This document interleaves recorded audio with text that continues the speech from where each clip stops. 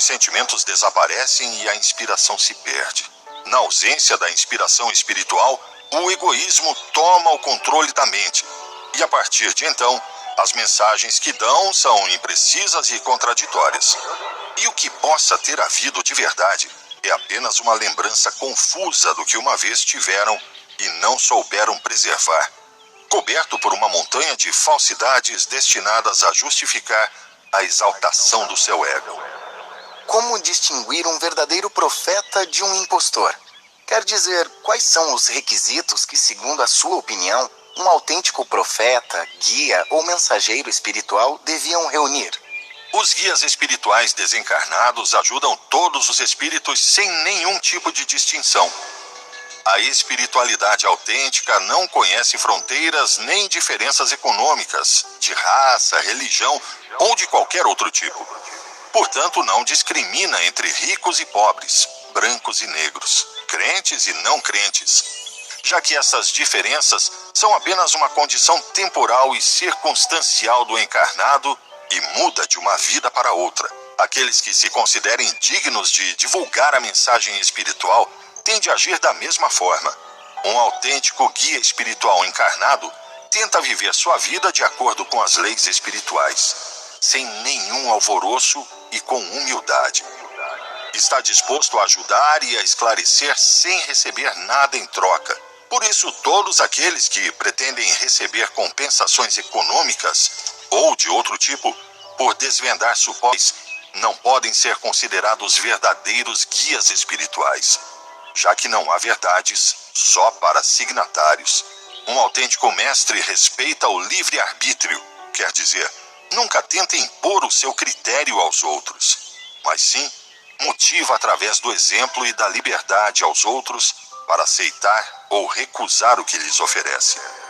Portanto, nunca faz uso do argumento de autoridade para se justificar, ou seja, nunca dirá: isso é assim porque eu digo, pois sou o mestre, o iluminado ou o representante de Deus.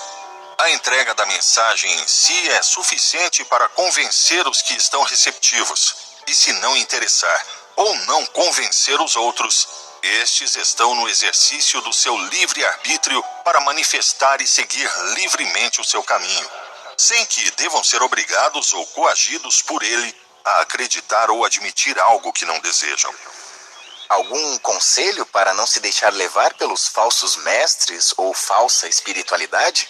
Nunca renunciem à sua vontade própria por uma crença, seja esta uma religião, uma ideologia política ou filosófica, por mais elevadas que pareçam, porque se pedem que renunciem à sua vontade, que renunciem à sua liberdade por causa dela, podem ter certeza que não vale a pena. Analisem as mensagens, não idolatrem o mensageiro. Se a mensagem não os convence, apresentem as suas dúvidas e exijam esclarecimentos. E se continuam sem se identificarem com ela, então rejeitem-na. Não aceitem nada por dogma de fé, que os exija acreditar sem compreender. O que não se interioriza por experiência própria, por sentimento, por compreensão, por análise, mas apenas se aceita por imposição externa, que não se compreende, mas apenas se acata por um argumento de autoridade, ou seja, porque alguém supostamente divino diz, não serve para evoluir nem para ser mais feliz. Porque o espírito só é feliz em liberdade. Portanto, nada de fé cega, nem de castas que controlam e manipulam a espiritualidade. Procurem as respostas no seu interior, que é muito mais sábio do que julgam, porque tem uma ligação direta com seus próprios guias espirituais, com a espiritualidade superior. Há muitas religiões que consideram que o contato com os espíritos é uma coisa do demônio e acham que procurar o contato com os espíritos é algo danoso e diabólico, já que, segundo eles, a Bíblia proíbe este tipo de contatos. E se a Bíblia é a palavra de Deus, significa que é o próprio Deus quem proíbe esses contatos. Que opinião tem a esse respeito?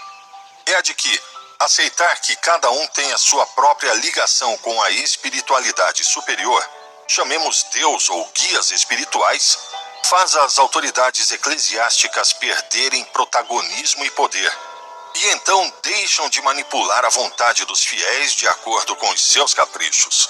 Contradizem a si mesmas porque se consideram que os seus escritos sagrados são a palavra de Deus e que foram escritos por alguém inspirado por Deus. Isso implica que tenham tido algum contato com o mundo espiritual, de tipo mediúnico, o mesmo contato que negam aos seus fiéis e reservam apenas para os autores do passado que escreveram aquilo que eles veneram.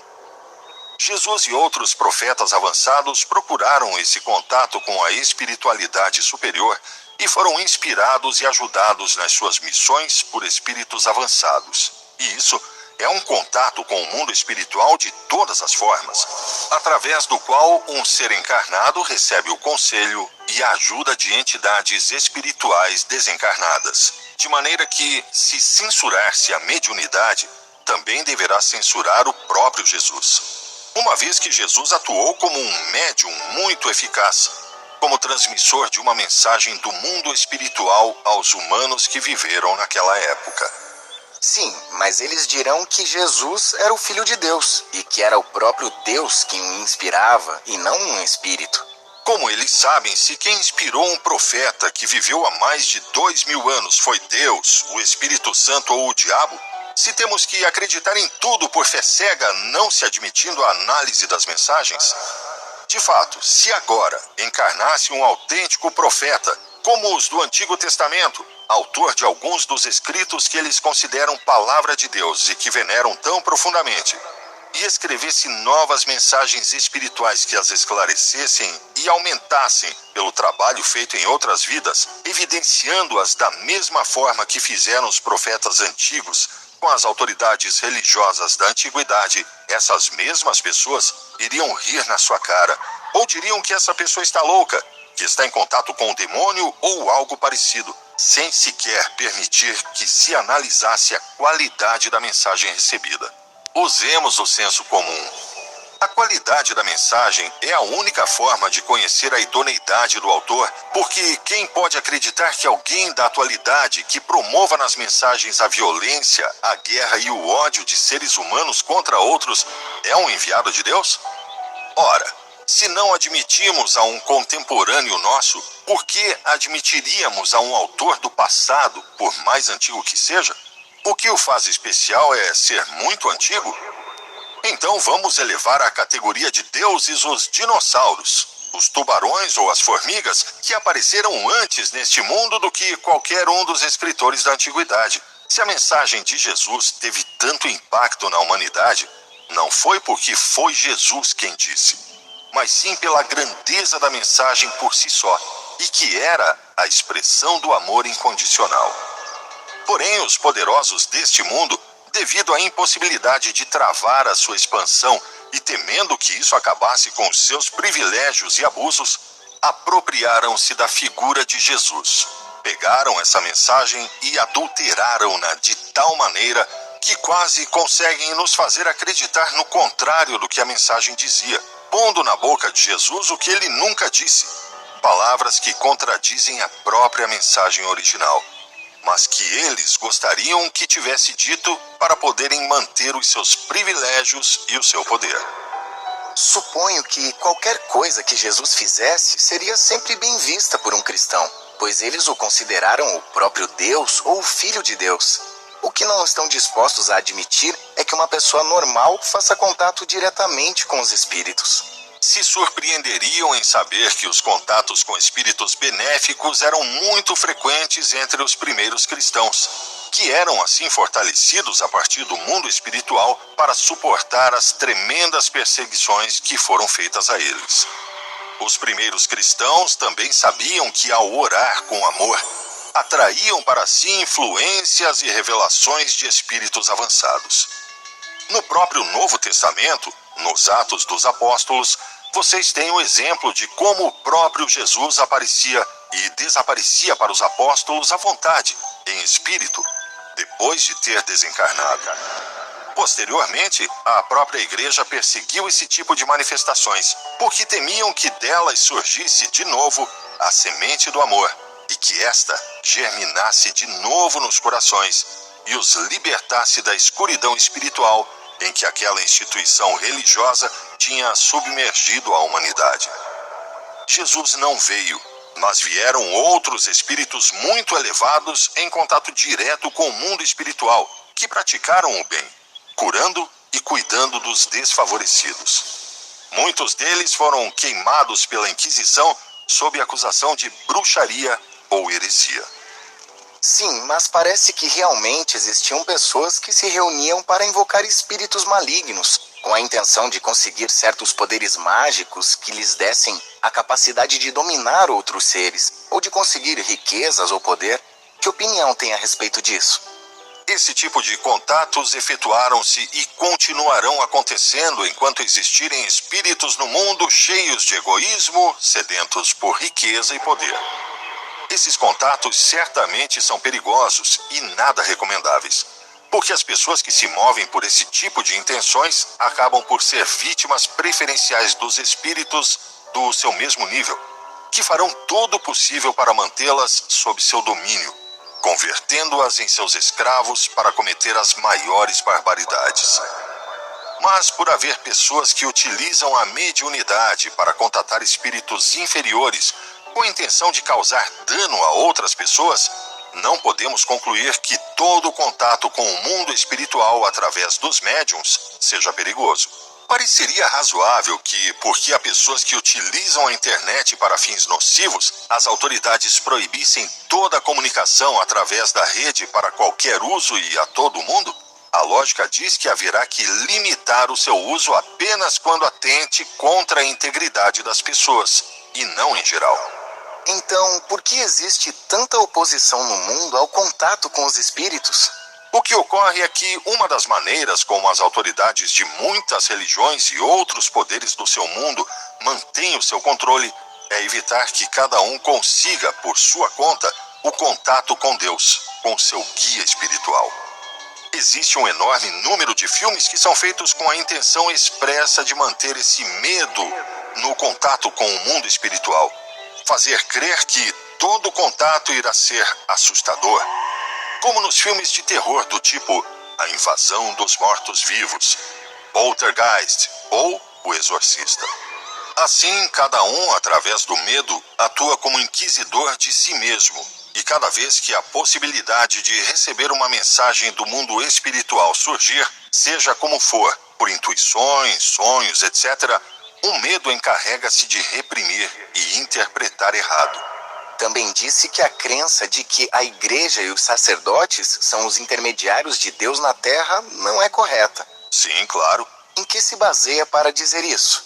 Creio que, se lermos corretamente a relação que Jesus teve com as castas sacerdotais da sua época, chegaremos à conclusão de que Jesus jamais teve intenção de que se desenvolvesse uma casta sacerdotal e uma hierarquia como a que a Igreja Católica criou, que é uma cópia bastante fiel da Igreja Hebraica daqueles tempos.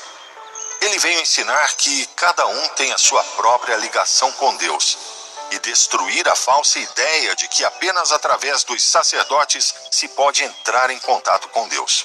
De fato, Jesus passou uma boa parte da pregação pública debatendo com os sacerdotes hebreus que viam nele um sério concorrente e que não fazia mais do que apontá-los. E tinham razão, porque Jesus não se cansou de repetir de diversas formas, uma e outra vez, a seguinte mensagem: escutem, estes não são os intermediários de Deus, porque estão mais preocupados em viver à sua custa do que em proporcionar uma ajuda espiritual adequada. Enredaram-lhes em leis absurdas, não precisam deles. A única coisa que tem valor para entrar no reino de Deus é amar. Esta mensagem foi captada pelas castas sacerdotais e, vendo que logo que as pessoas tomassem consciência dela, iriam voltar atrás, agiram consequentemente e mataram-na. E por que a Igreja Católica acabou por se parecer tanto com a hebraica? No princípio não foi assim, porque para se ser seguidor da mensagem de amor de Jesus, tinha que se estar muito bem convencido, pois arriscava-se a cada momento com as contínuas perseguições a que estavam submetidos os cristãos, tanto pelos judeus primeiro como pelos romanos depois. Mas os poderosos, ao verem que, apesar dos seus esforços para eliminar os seguidores daquela filosofia tão perigosa para os seus interesses egoístas, não paravam de crescer em número de adeptos, optaram pela estratégia de, se não vence o inimigo, junte-se a ele. A partir da conversão do imperador Constantino, que decretou a conversão de todo o Império Romano ao cristianismo, muitos se tornaram cristãos à força, e não por acreditarem na mensagem. E sendo os cristãos forçados, a maioria estragaram tudo. Acabou-se aí o amor ao próximo. Os antigos sumos sacerdotes dos cultos anteriores e os seus fiéis se converteram e passaram para o cristianismo sem nenhuma transformação espiritual e começaram a ocupar os cargos importantes. Porque não achem que os antigos sumos sacerdotes dos cultos anteriores iam aguentar ser apenas mais um dos crentes. Queriam manter a sua cota de poder. Assim, mudaram seu título de sumo sacerdote para bispo da igreja cristã. Nem sequer mudaram de barrete, porque até o barrete do Papa e dos bispos, a mitra, vem de outra religião. Chama-se assim porque os sacerdotes do antigo culto usavam a mitra, uma das divindades adoradas pelos romanos.